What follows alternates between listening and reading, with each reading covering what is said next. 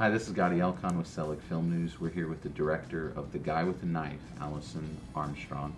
Alison, this is a bold film. It's dealing with a subject matter that has people battling over this subject matter. It's a tricky film to make. How did you first kind of come across the story? And I know you've been attached to it for a very long time. Tell us though how you first got started with this project. I was working on some post-Katrina stories in Houston for the Canadian Broadcasting Corporation, where I was producer. And I was introduced to someone named Ray Hill. And Ray first told me about a story of how he cracked a case that the Houston Police Department said they couldn't solve, and that resulted in the charges of murder against 10 kids from the Woodlands. And then he told me that he had become friends with them, but particularly with the kid who wielded the knife. And that was what started me off on the story. You know, it's open. You even put it in your Kickstarter trailer. It starts with the fact that John does say, "I stabbed Paul." It starts with that, but the story goes so crazy, so wild.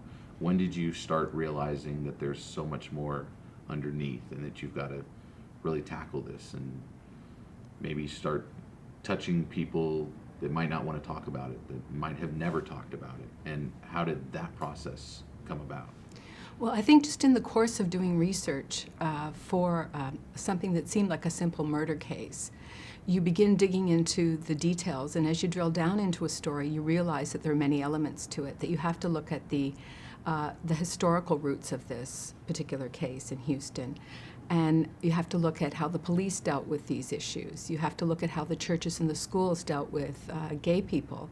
So when you start looking at the societal prejudices that were extant at the time, you pretty quickly begin to realize that the story is more complex than that first meets the eye.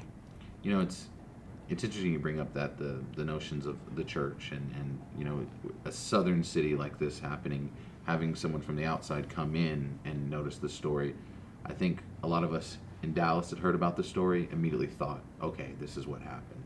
And I think obviously the same thing in Houston. Coming from an outside perspective, what made you dig deeper? What was it that made you think there's something not right here? Well, I had the luck to be able to interview an excellent journalist from Houston who's since deceased, Susan Bardwell, and you'll see her tonight in the film. And Susan told me a great many details about the murder case that I hadn't previously known. She began by telling me that she'd met the kid who was incarcerated, and she felt that he was ready to get out of prison. And she felt that the sentence was too stiff to begin with. And this was from a pretty tough crime reporter. And for her to say that really made me think that I needed to sort of weigh in and, from an outsider's perspective, dig up some more details. Since it was such a harsh sentence, 45 years, it was very much like a precedent. It was trying to make a point. And it wasn't necessarily based on what happened that night as much as it was, we have to do something about this issue. You're going to run into walls, I think, when you're digging deep into something where people are using this as the rationale for all the basis of the law and how to prosecute. How did you, running into those walls, how did you break through them? How did you get to these people? It seems like there might be some really tough hurdles, and it's not like the Texas legal system is known to just open its doors. The Texas legal system didn't automatically open its doors, that's for sure. But I did manage to get an interview with John Bice, and that was the beginning of understanding that there was a lot more to the story. And I discovered, for instance, that John had no history of ever having gone to Montrose to do anything other than to spend time dancing in the clubs. And I found out that he wasn't homophobic, and that sort of changed, made me change the way I was looking at the story altogether. What he's done since he's been in prison is pretty remarkable. Can you talk a bit about that and more about the type of person John is? I mean, to be put away for that amount of time, a lot of people would just give up, but he has not.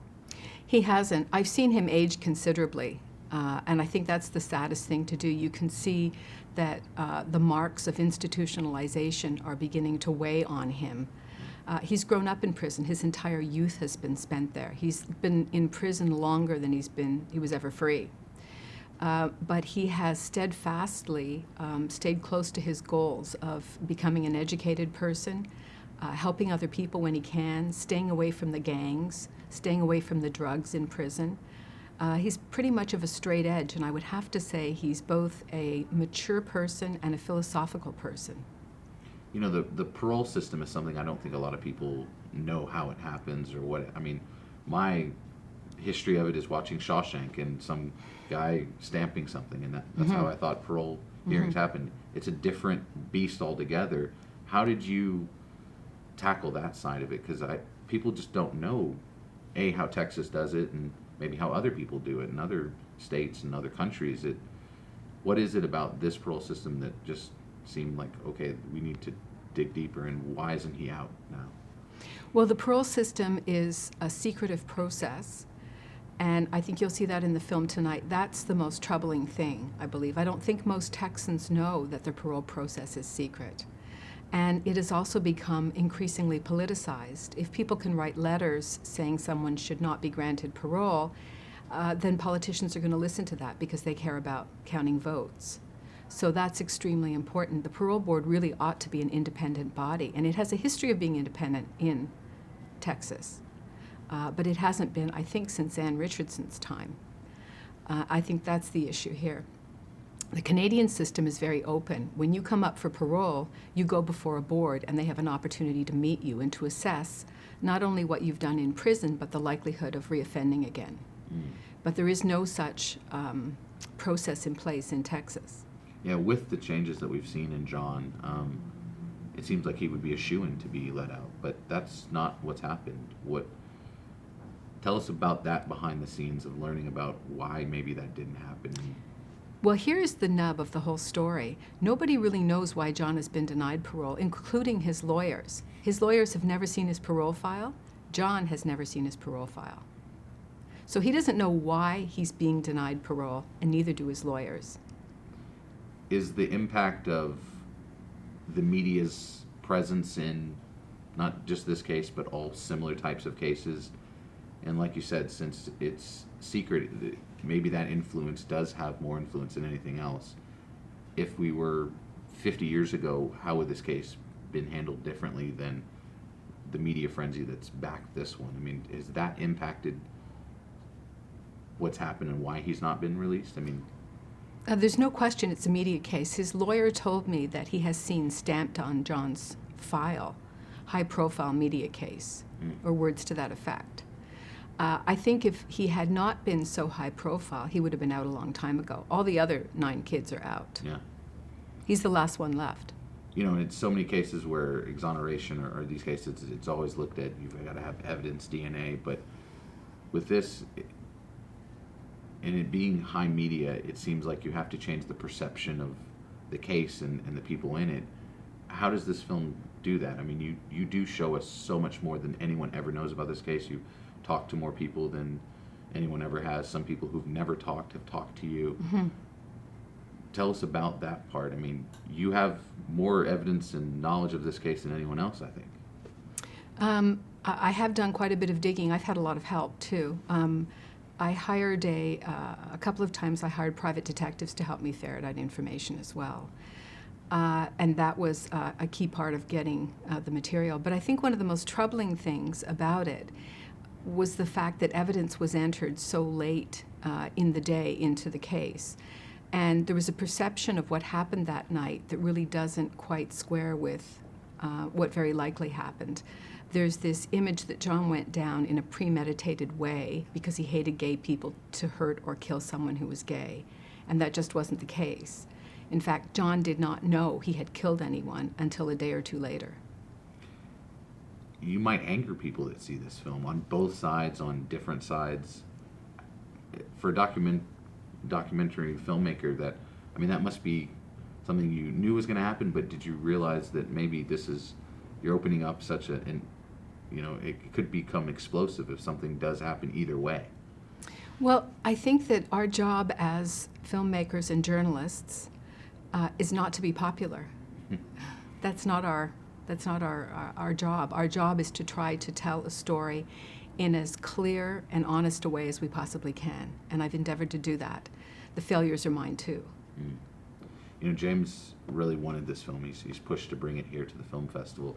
What is it like being able to show it here in Texas? It's important that I think Texas audiences know all that you've gathered, but being able to show it here in the South in Dallas, what does that mean to you?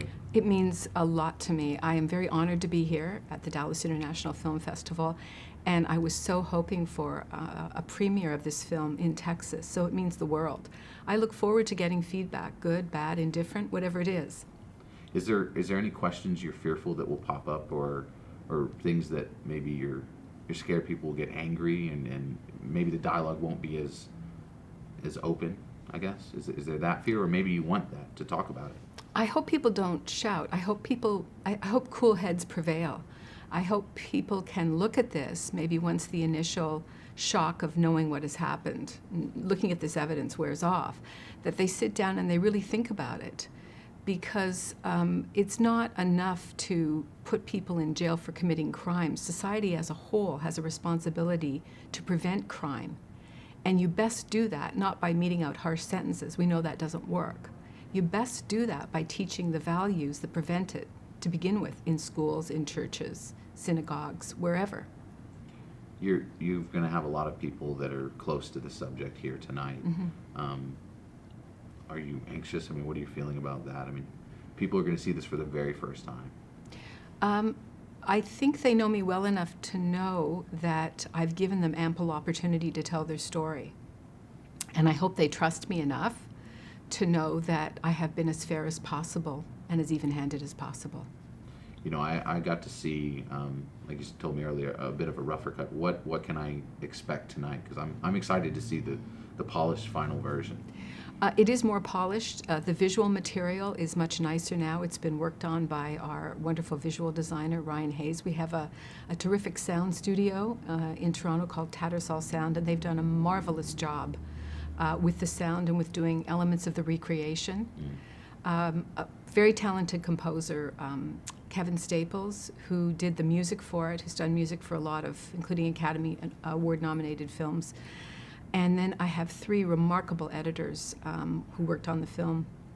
Ross Wilson, who worked with me for, I don't know, he's worked for ages on this. We pulled this out of the bog together, we like to say.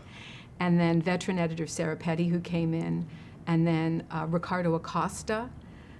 Sarah came in to help restructure the film, especially at the beginning. And Ricardo came in to help us cut and do all those difficult things that when you're too close to a project, you just can't do.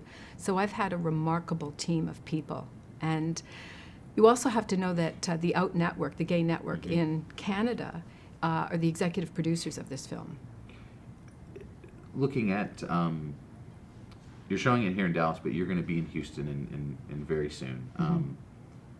What are your feelings about going to Houston to show it? I'm excited to go to Houston. It will be important to discuss this with the LGBT community, extremely important to discuss this with that community. And I think that they are a progressive, intelligent, well-educated group, many of them, and I think they'll welcome the opportunity to know more about this crime and its aftermath. It's a fascinating case. It's so great that you were able to tackle this, and thank you for bringing it to Dallas. I think audiences will be amazed at what they see, and hopefully it'll maybe cause some change or at least something to come from this. Thank you so much, Alison. Thank you very much.